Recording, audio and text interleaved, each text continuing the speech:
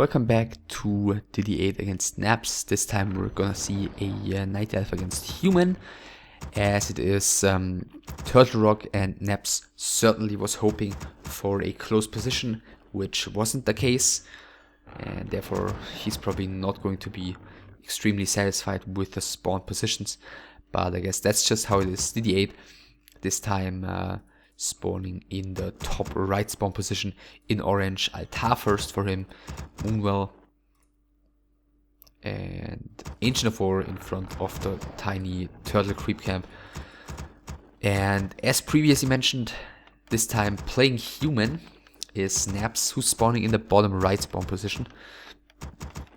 So I guess he probably was speculating to potentially take down DIDI8 here with a tower push, but yeah, that's probably not going to be the case, even though we've seen for example Fire tower push Deadman previously on Turtle Rock with kind of similar spawn position, in the sense that both of the players were spawning on the same lane, if you will, only back then it was Deadman down here in the bottom left and Fire in the top left. Job's done. But I guess, well, we'll see, but I guess the odds of tier 1 tower push have significantly decreased just now, as NapS has scouted that it isn't close position. DIDI8 seeing the same, second mover for him, DH a little bit closer to coming out of the altar than the IEM. Other than that, we don't see anything particularly thrilling here in the first few seconds of the game. I stand ready. Archer is out, Scout Peasant arriving, immediately turning around. So this tells NapS all he wants to know here.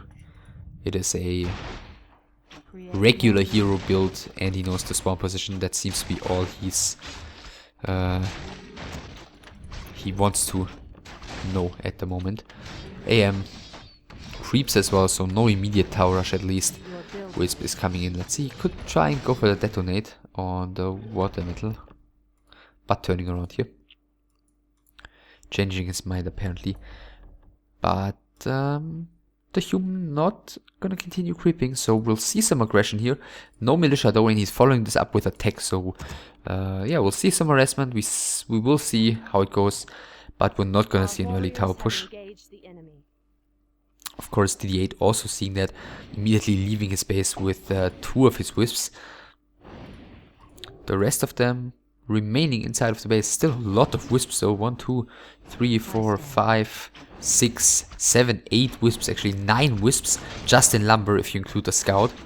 So maybe he anticipated that and expected to maybe lose 1 or 2. Also, he only built 2 moonwells before his tech, so he seemed to feel very confident here.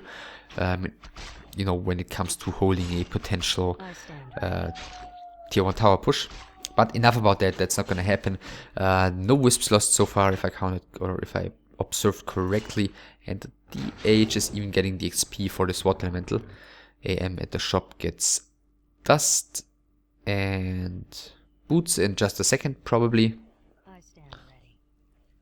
And we'll see another farm and a blacksmith here by NapS. So we'll see a rifler caster push probably eventually.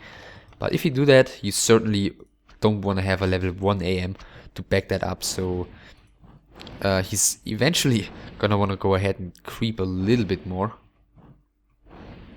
He's doing some decent damage onto this archer with the IEM. But yeah, DIDI8 is easily able to block the IEM away. This archer doesn't dare to squeeze through these footmen, walking the other way around. Of course he could hide here and force a dust, but then the archer would definitely be dead, whereas the way he does it right now, it's even gonna survive. So yeah, why not do just that? I'm guessing he missed the wisps here probably. Then again, DIDI8 saw it and removed them, and once again he finds the opponent creeping. IEM is still not gonna get to level 2. Hunter Soul is way too late here. Oh wow, that's gonna delay his lures by a lot. At the same time, Demon Hunter is going to be able to chase down this footman thanks to the boots of speed he's got. And he's getting the Naga as well. The Footman gets chased down, both of them getting the Naga. And DIM is the target here immediately. There are the boots on him. So are they on the Demon Hunter though. But the Demon Hunter is being slowed, whereas the Naga of DIDI8 isn't able to keep up with DIM here. And therefore DIM is getting to the shop. He should be able to get a potion. There would be a mana burn and a hit needed. Mana burn is coming in, potion is being used, so that's all fine. Naga of NapS is right now taking some damage, but it is the of DIDI8 of NapS, yeah, of course, of NapS is taking some damage. Sorry, but it is the Demon Hunter of DIDI8 who has to retreat. Now the lords are coming as the Hunter's Hall has finished, but at the same time also no Arcane Sanctum yet. This looks like it's going to be built here probably, as all the peasants are moving in a very weird fashion. So both of them not really getting their tech up as quickly as they potentially could have. Also still tier 2 for DIDI8. We've seen, you know, Night Elves in trying to deal with the Rifler Caster playstyle. Staying on tier 2 for a very long time and getting a lot of Dryads, you know, very early on, which didn't necessarily always work out too great. So Wisp goes down here. That's a bit of XP for the IEM, which finally gets him up to level 2. Rifleman here has fallen as well. I think that was by the creeps though. And who's getting the last hit? It is going to be the human, but the item goes to the Demon Hunter, which is a Ring of Protection, which is not really going to be happy about. Then again, Militia brought by NapS, and that secures him at least one more kill, but now they're being pulled back. And actually it's only the IEM, the Naga, a Rifleman and a Footman left, but at the same time only archers still for DIDI8. As his laws were up so late, he's going for the Naga right now, and he's going to be able to slow her a lot. There is still a heal potion on the Demon Hunter, which NapS maybe didn't pick up on because there was no point in staying there with the Naga. It was 100% sure that she was going to fall. Another archer is going down though, and secures the Naga level 2, which isn't too great either because now she went down and gave some more experience to DIDI8 than if she would have only been, or if she had only been level 1. And it's gonna take a longer time to rebuild her. So 3 riflemen out by now, 4th one coming. No range upgrade yet. Looks like he might have some lumber issues. No, he doesn't. Just didn't get around to building the upgrade yet. Now he's queuing it. I think I've mentioned it previously as well. Of course the upgrade's super important so the rifleman can outrage the Dryads here. Rifleman without upgrade 400 range, Dryads 500, Rifleman with upgrade 600. So we always want to have the upgrade just to force the Dryads into the range of the Rifleman if they want to snipe down stuff. TH staff tier 3, about like 75% done. Dispel coming just now, 3 Dryads with the army. So he can also dance around with the Dryads and dispel water metals and stuff. Which of course is extremely easy, given that the water metals are still on level 1. And the Gargantuan Sea Turtle is of course what this battle is about at the moment. But NapS is letting it go and switching to the Demon Hunter, who's poking in here. Staff is on a Naga, so the Demon Hunter can actually take a lot of damage. Militia are being pulled by NapS. Looks like he might just want to use them to secure the script camp here. Very risky though. Now the Demon Hunter is coming in again. Score of the Beast for the human. The Dryads are going for the Naga here. Now switching to the very, very fragile casters. The first of them has already gone down. Then again, the Dryads are also in a pretty horrible position. It's the Naga who's getting taken down first though. And staff used onto the Demon Hunter. And the Naga of DIDI8 should be able to get out of there without being punished at all. So a nice little poke. Again, NapS losing his Naga. Again, of course, level 2 hero. Gonna take him a while. And that is going to delay everything he's got so much. He's just keeping the peasants here with the rest of his army and going for the attack.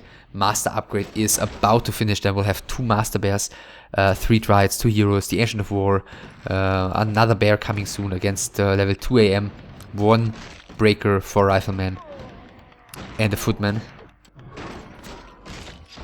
And yeah, the position is basically as good as it gets for NapS. He's keeping this gap closed. This one is very narrow, so DIDI8 has to move around the bottom, and he's doing just that. Poking in with the bears, the Sorceress gets killed immediately. The first rifleman is taking a lot of damage by the Demon Hunter as well. Next bear is out, and GG already by NapS, who's aware that he's not gonna stand a chance in this fight anymore. Therefore, his timing window has definitely closed here, and he, without a chance, loses 0-2 here against NapS, against DIDI8, of course. And that means DIDI8 still hasn't lost a best of 3 in this entire tournament. He is, of course, still on the top of the group with 12 points right now. And this also means that Grubby is not going to win this group.